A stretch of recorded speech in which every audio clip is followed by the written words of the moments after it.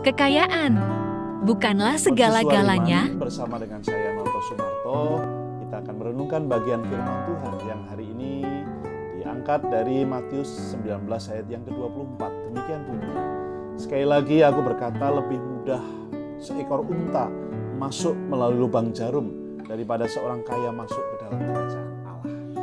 Orang kaya yang diceritakan dalam kisah ini gagal untuk mengikuti Yesus karena ia lebih fokus memilih kekayaannya daripada mengikut Tuhan Yesus.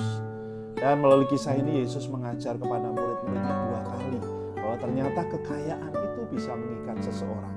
Lebih mudah bagi seekor unta masuk ke lubang jarum. Lubang jarum yang dimaksud di sini adalah sebutan bagi sebuah pintu kecil yang ada di samping pintu besar yang ada di Yerusalem. Unta adalah binatang yang besar yang masuk melalui pintu yang besar. Tapi ketika malam hari pintu besar itu ditutup, dibukalah pintu kecil dan hanya kepalanya saja yang bisa dimasukkan. Dan unta itu berpikir bahwa dia sudah masuk ke dalam kota ketika dia masuk pintu gerbang itu. Mengapa seorang kaya sukar masuk ke dalam kerajaan surga? Karena dia berpikir bahwa semua yang ada dalam hidupnya dapat diselesaikan dengan kekayaan. Ia memiliki cara pandang bahwa kekayaan adalah segalanya. Maka ia fokus pada kekayaan dan berusaha menambahkan kekayaan itu sehingga lebih banyak lagi kekayaannya. Jadi hidupnya berpusat pada kekayaan itu dan bukan pada Tuhan. Maka bagi orang-orang yang seperti ini, mereka sukar untuk masuk ke dalam kerajaan Allah.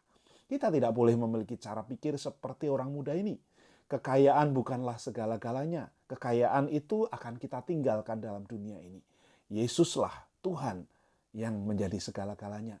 Dia penguasa tunggal dalam hidup saudara dan juru selamat bagi manusia. Dan kekayaan hanyalah berkat dari Tuhan. Ia hanya dititipkan. Kita perlu mengelolanya dengan baik, dengan bijak, dan akhirnya boleh digunakan untuk kemuliaan nama Tuhan.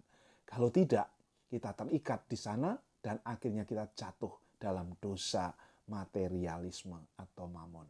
Demikian firman Tuhan. Saya Noto Sumarto dalam Mercusuar Iman dan Shalom.